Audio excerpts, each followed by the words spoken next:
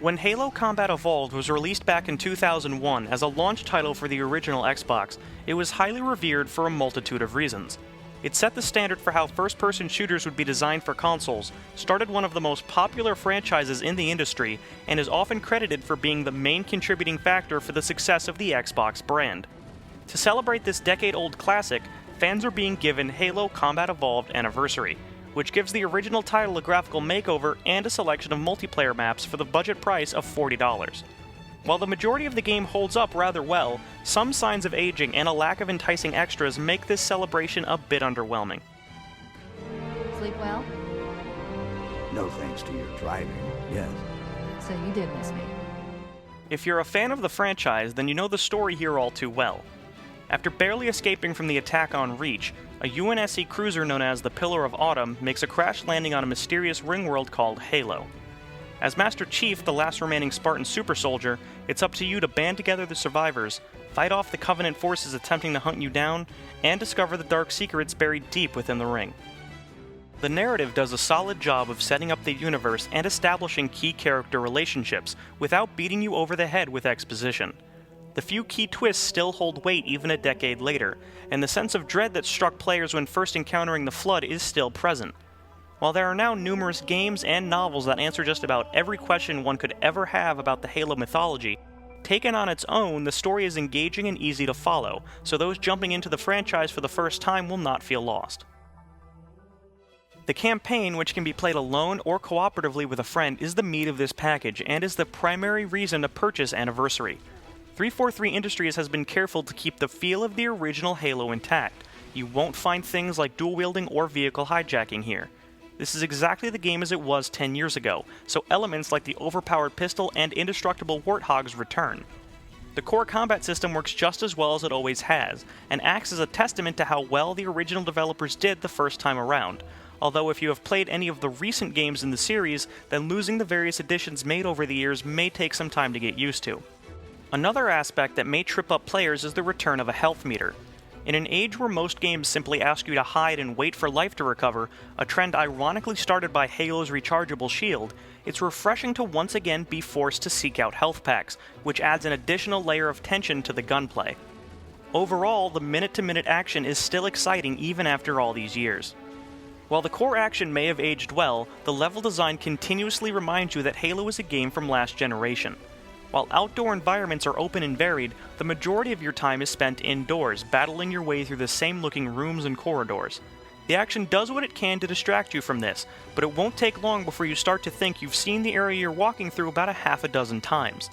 Even those who played the original release to death are likely to find themselves getting turned around from time to time, even in levels with arrows on the ground pointing you in the right direction.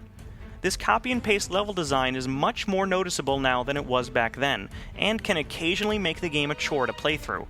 The worst offender of this is still the library, which continues to hold the title for worst level in the series, with stretches of dull gray rooms and hallways that go on for far too long. A few new things like hidden terminals and Kinect support have been added to the campaign. The terminals provide additional insight into certain events and characters that are worth seeking out for those craving more knowledge about the Halo mythos.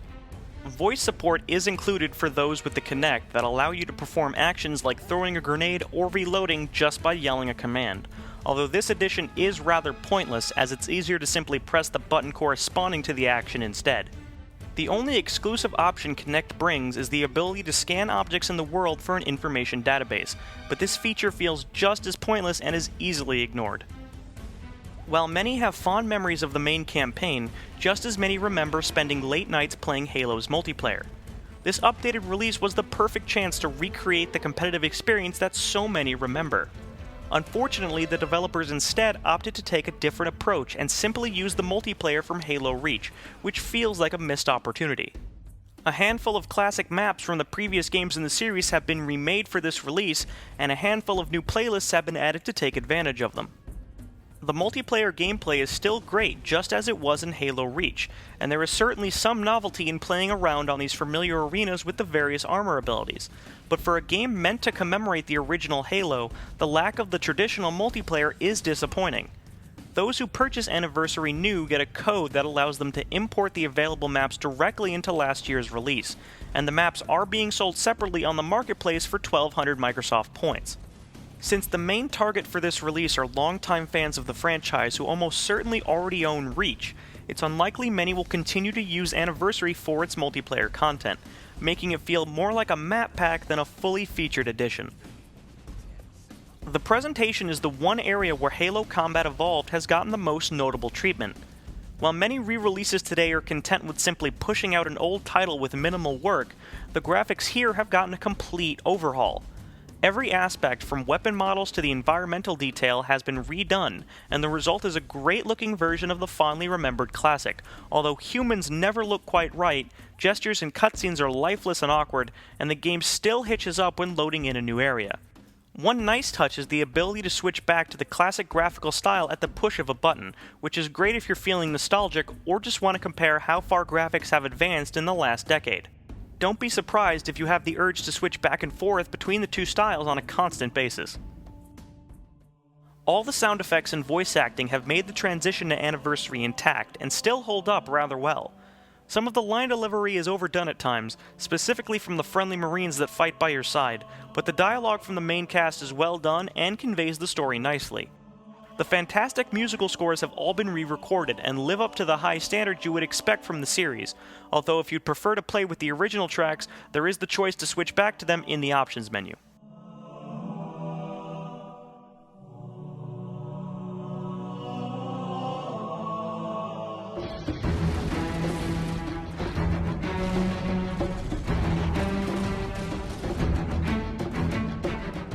Halo Combat Evolved Anniversary provides the opportunity to go back in time and relive a classic that many hold in high regard. Some aspects of the decade-old design show their age, and the multiplayer portion of the package seems like a bit of an afterthought. It feels like more could have been done considering that this is meant to be a love letter to the original Halo, but the $40 price tag makes these issues easier to forgive and is a reasonable amount to ask for considering all the graphical enhancements. If you're a longtime fan and want the chance to play an updated version of the original game, or if you've never had the opportunity and want to experience the game that started it all, then Anniversary is worth adding to your collection.